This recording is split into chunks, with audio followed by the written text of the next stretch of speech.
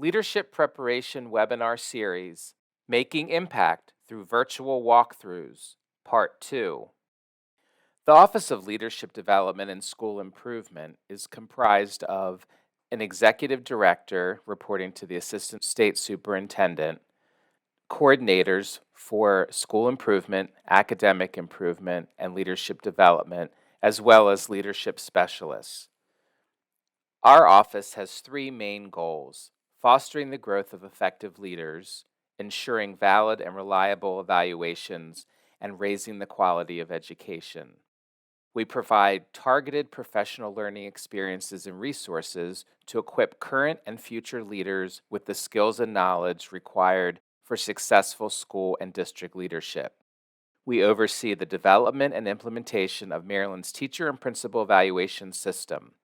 Training, guidance, and support is provided to local school systems in the implementation of fair and valid evaluations.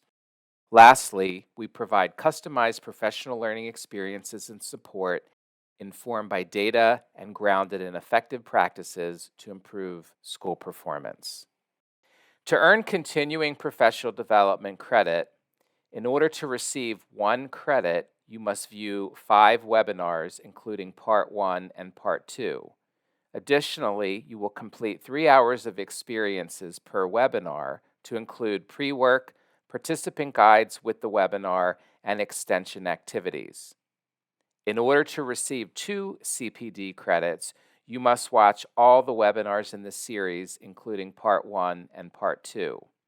Then you will complete 3 hours of experiences per webinar to include any pre-work, participant guides with the webinar, and extension activities. In order to submit your materials, please complete the Google form found in the description below the video. For this webinar, we partnered with Brandy Sheffield, Learning Associates, LLC. He is the CEO, executive strategist, and performance coach. In sharing expectations and logistics, we would like to ask you to remove all distractions, embrace new ideas about traditional concepts, trust the process, and commit to the work. Regarding the session materials, they may all be found on the Maryland Resource Hub. You will find this webinar, the Facilitator's Guide, the Participant's Guide, and an agenda with outcomes. In alignment with the Participant Guide, within this webinar, in the top right-hand corner of each slide, you will see PG and a number, which represents the corresponding participant guide number so that you can follow along, as well as the Professional Standards for Educational Leaders alignment. The objective of this webinar, Making Impact Through Virtual Walkthroughs, is participants will learn and practice system infrastructure and development of virtual walkthroughs in order to realize impact in student achievement growth. In Part 2 of the webinar series, we will be addressing Milestone 2, Identifying an Observational Focus, and Milestone 3, Conducting the Virtual Observations and Planning Actionable Bite-Sized Feedback. In Part 1 of the webinar series, you designed your virtual master calendar. Your master calendar is the first tool in your system to define your leadership actions of observing virtual classrooms for impact on student achievement. Now let's move into identifying an observational focus during your observations. The instructional core has become a key tool for instructional leaders. On its own, it provides a lens into the entry-level view of a systems approach to student achievement. The instructional core focuses on 3 instructional components that affect the quality of the task or the core that students are expected to master. The 3 instructional components are the student's engagement, the rigor and relevance of the content, and the knowledge and skill of the teacher. Richard Elmore denotes that the 3 components are interdependent, and that if you change any one aspect, you must change or will create an effect to the other 2. Elmore also notes that schools only improve by doing the complex work of teaching and learning. Let's look deeper at how we will apply the instructional core to virtual walkthroughs for impact. To address the knowledge and skill of the teacher, it is imperative that the leader takes a comprehensive approach to understanding each need of the teacher. On page 8 of the participant guide, you will find a comprehensive survey as a guide. The suggested survey questions support a leader with understanding how to support a teacher's technology needs, instructional content, student engagement, parent engagement, collaboration, and communication. As a next step, the leader should analyze the results of each survey to find patterns of need within their teacher populations. Common needs should inform the design of professional learning for teachers to unify collaboration and advance teacher skills communally. Pause here and turn to the sample teacher survey in the participant guide to help you frame the type of responses and information you might gather from the teachers. Aligning our focus on content and students. This is the full progression of developing an observational focus to ensure impact in student achievement.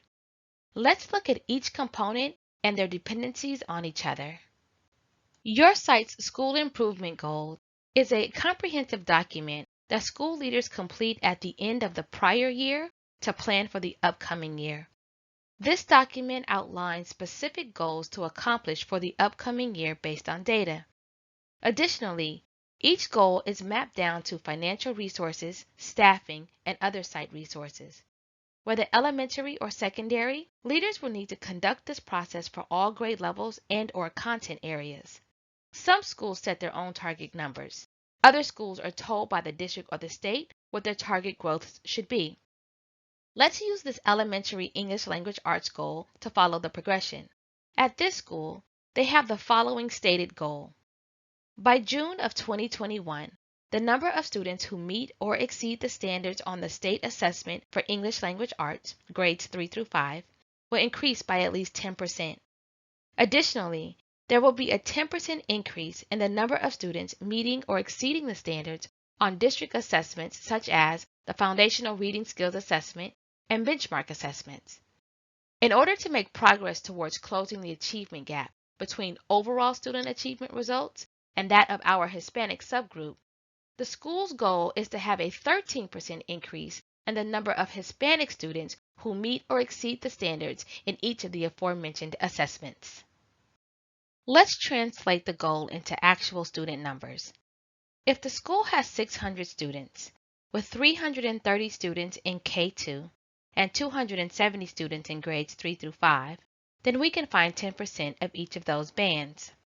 Disaggregating the data more, we see that 178 Hispanic students are in K2 that are a part of the 330 students, and 146 Hispanic students are in grades 3-5 who make up a part of the 270 3 through 5 student population. Next, we can calculate 13% of each of those student subgroups. Since students are whole and not decimals, we will indicate that approximately 23 students represent the K through 2 Hispanic target number. Further, this means that 23 of the 33 total K2 target students are Hispanic. Similarly, approximately 19 students represent the 3 through 5 Hispanic target number. 19 of the 27 total 3 through 5 target students are Hispanic as well. This information will tell us at a minimum how many students must make growth in order to reach our stated school improvement goal. The power of data is that it allows us to discreetly identify where our target students are in our system. The chart shows us how many students are represented across the grade levels. Let's focus in on grades 3 through 5. As you can see, the 27 students are comprised of 5 third graders, 12 fourth graders, and 10 fifth graders. Of this grouping, 5 of the third graders are Hispanic, 5 of the 12 fourth graders are Hispanic, and 9 of the 10 fifth graders are Hispanic. From the data sets used to establish the goal, use the features of the data program to drill down to student names. Let's drill down to 4th grade. Sort the data for all the students who are not meeting grade level proficiency in the content area, or in this case, English language arts. Pull that list of students. This list will likely be larger than your growth goal, and that is fine. We want to know all of the students who need to make progress. We also need to know and keep in mind that a minimum of 27 of the students must make growth in order to reach our school goal, and 19 of the 27 students must be Hispanic in that growth. This does not mean that we will only focus on 27 students. It solely means that as we put structures in place to support all students, as a leader, we know the target numbers that we must reach and can regularly monitor for student growth, providing teachers with specific feedback on instructional learning. As indicated in the list, ensure the student's information includes the student's ethnicity, gender, attendance rate, and any accommodations. The attendance will help you as a leader to support the teacher with early support on parent communication. As well, any accommodations such as an IEP or a 504 need to be known in advance of the teacher's planning so that pedagogy can be inclusive of the student's needs and not an afterthought. In the system application of this portion, the leader should ensure that the special education teacher also understands the students on this list, be included in the collaborative planning, and supply the general ed teacher with the accommodations for the students. Now let's look at the content.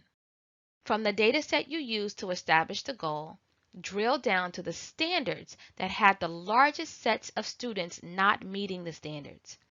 These are the global standards that you need to focus on to strengthen learning. There are two things you must understand about the data when planning at the beginning of the year. This is likely last year's data. So this is how last year's third graders performed. They're now fourth graders, and so on. It is important to know the gaps the students are coming in with as we plan for their current grade level. Also, you're not looking for students who missed the goal yet. You're solely identifying the standards from the report that show the largest quantities of students not meeting those standards. By isolating the standards, this is how you will ensure the greatest amount of impact on student achievement. Using your Maryland College and Career Ready standards, highlight the standards that show the largest quantities of students not meeting the standard. For ELA, you will highlight standards in language, speaking and listening, foundational skills, reading and informational text, writing, and reading literature. Next, you will drill back down to the student list and align the students to the global targets. This means you will look at John Trevor's report to identify which of the third grade standards he did not meet from the global standards. Repeat this for every student on the list who did not meet grade level proficiency. Since the standards are a progression, this will allow the leader and the teacher to use the progression resources to understand the instructional shifts presented in the prior year and current year standards, the rigor shifts of the prior year and the current year, and engage in designing instruction that addresses the students' unlearned skills and bridges them to the grade level expected mastery. Finally, once your students are assigned into classes, you will identify students on teacher rosters. Here, we see that Ms. Smith has 7 students from the list, and 1 of the 7 are Hispanic. Jones has 4 students, 3 of the 4 are Hispanic, and Wynn has 1 student who is also Hispanic. Next, we align this information back to our master calendar for virtual observations. Knowing where your students are in your system helps the leader to be intentional with their time to support teachers and progress monitor student achievement. Since we know our target students are in the classes of Smith, Jones, and Wynn, this informs us of the classes that at minimum must be observed weekly, progress monitored, and coached with feedback. As a school leader, many important distractions will lure you from your goals. An intentional observational schedule will support a leader to communicate their priorities, establish time boundaries to protect their time, and establish non-negotiable adjustments within their calendar. As an example, a parent may want to schedule a meeting which conflicts with your observation. Without the leader having a clear understanding of the conflicts in their calendar, they might schedule the meeting. Alternatively, having a clear calendar that targets a leader's time to support end-of-year goals allows the leader to communicate their priorities and schedule their time accordingly. Now that you have your intentional calendar that will drive your leadership behavior to ensure that you are growing and applying as an instructional leader, the next step is to determine the progress improvement cycles. A cycle is a determined length of time when the teacher and the leader agrees to set a goal and progress monitor with observation, feedback, and practice. At the end of a cycle, the leader and the teacher agree to reflect on the achievement of the goal through the gaps and successes and identify any patterns that may have surfaced during the cycle to address, improve, or maximize within the next cycle. Once you've established your improvement cycles and created your intentional calendar that will drive your leadership behavior as an instructional leader, the next step is to meet with the teacher. In a teacher conference, share your calendar and the improvement cycles so that you are transparent about the virtual observations. As well, the teacher can see the intentionality in monitoring student progress. With the teacher, you will set two goals: a non-evaluative goal that highlights the teacher's needs from the survey, and a student achievement goal that is relevant to the standards being taught in the respective cycle. Brainstorm with the teacher opportunities and resources to support them in meeting their needs. Write out a goal that capstones success and support. Then set target dates by when the teacher will accomplish portions of the goal. This should be driven by the teacher. The leader should support the teacher with realistic timeframes and offer support as well. You'll recall that we're honing in on fourth grade. Previously, we identified all of the low-performing third grade standards of the students who did not meet grade level proficiency. Fourth grade students must show proficiency in fourth grade standards. Using the Maryland College and Career Ready Standards document, which outlines the essential skills and knowledge of grade level mastery, with your teacher, you will walk through these three questions. What fourth grade standards are being taught in this cycle? What are the progressive third grade standards that students did not meet? And what is the rigor and skill gap between the standards? In working with Smith, who has 7 of the students who did not meet third grade proficiency, Smith will need to identify which of the 7 students need additional instruction from these sets of standards within this cycle. That is, it may not be the case that all 7 students must be a part of a continuous small group or intervention. The data will show us which standards each student will need additional support with. It will be the role of the leader to highlight this point in planning with the teacher to ensure that students are not being lumped and labeled into year-long continuous intervention for standards they do not need additional support with, but instead receive targeted support as relevant to the standards being taught.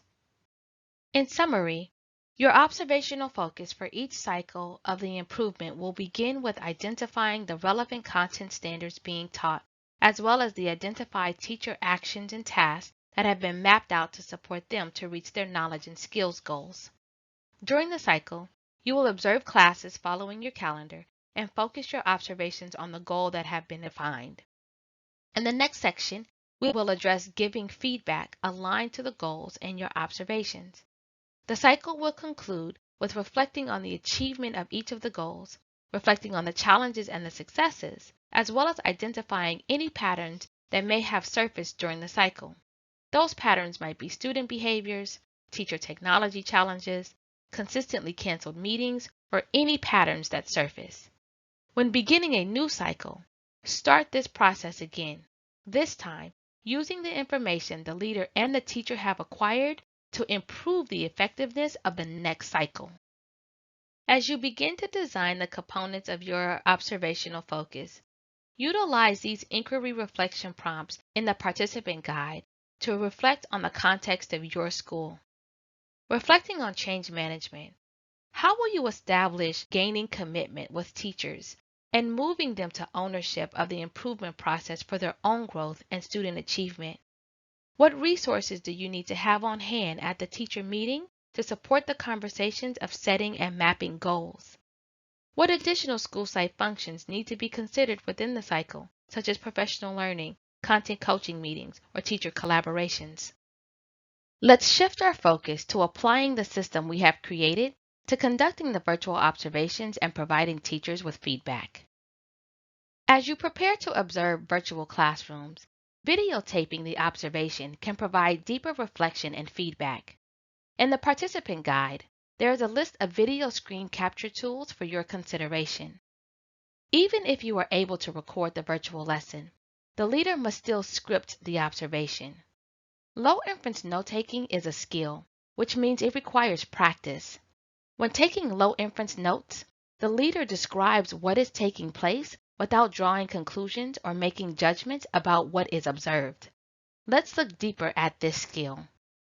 From the planning we've conducted thus far, let's look at the leader's observational focus for the virtual observation during Cycle 1, which will lead us into low inference note-taking. As we're focusing on the 4th grade, the teacher will have indicated the standards they are teaching during this cycle. Smith will be teaching Reading Informational Text RI4. Also indicated in the Maryland College and Career Ready Standards are the students' essential skills and knowledge that will define our observational focus, as well as the teacher's individual goals. All three of these components reflect the leader's observational focus for Cycle 1. Let's pause so that you can review them on the screen.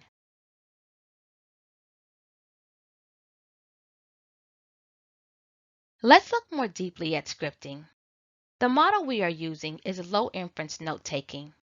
This latter is a model of low inference to high inference.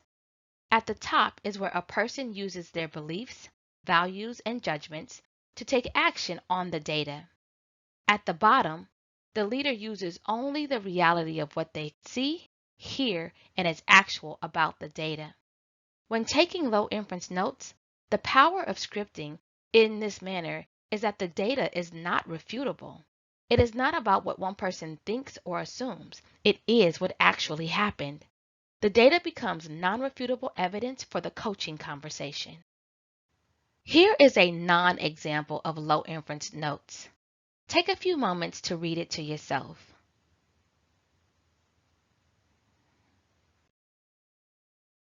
You'll notice a series of direct statements that are judgmental.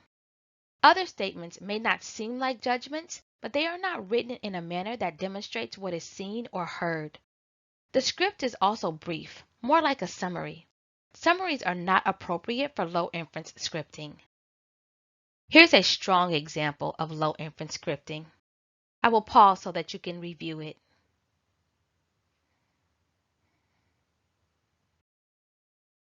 In this example, you will notice timestamps and exact language of what the student or the teacher said, did, and or the actions and behaviors that were taking place. Using the observational focus, the leader shall then map the low inference notes to the focus goals identifying evidence, actions, or gaps in alignment to the observation focus. Let's look at the content, which is highlighted in green. The content focuses on 4th grade standards of reading informational text under the cluster of craft and structure. We have highlighted the notes that represent the content portion of the observational focus, whether the notes show actual evidence or gaps. Based on the objective, we have aligned the supporting evidence to the content. Next, let's look at the notes related to the student in the observational focus highlighted in blue. This evidence would be the student's responses to the content or alignment to the essential skills and knowledge.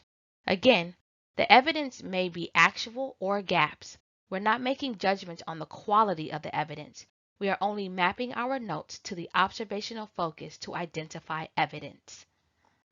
Lastly, let's look at the teacher's evidence to the goal highlighted in purple. It is important to note that the teacher's goal is about the use of technology and using common grade level pedagogical practices. The highlighted notes reflect the evidence aligned to this goal, not the quality of the lesson. Before conducting the teacher feedback or coaching session, the leader should plan the feedback. If your school or district has a format for feedback, you may utilize it. We recommend the 6 steps to effective feedback as an evidence and research-based strategy to move teacher practice. A full copy of the template is provided in your participant guide. When planning feedback, the leader should ensure that they are intentionally checking in on the target students and intentionally planning for these students' gaps. As well, the teacher's overall pedagogy for delivering instruction and their goals for developing and improving with virtual tools for engagement. As you begin to prepare to conduct your virtual walkthroughs and your teacher feedback to move their practice for student achievement, Utilize these inquiry reflection prompts in your participant guide for the context of your school. Reflecting on change management, how can you support the teachers of new skills to create quick wins of success and momentum? For your own leadership, how will you create opportunities to practice low inference scripting and writing teacher feedback?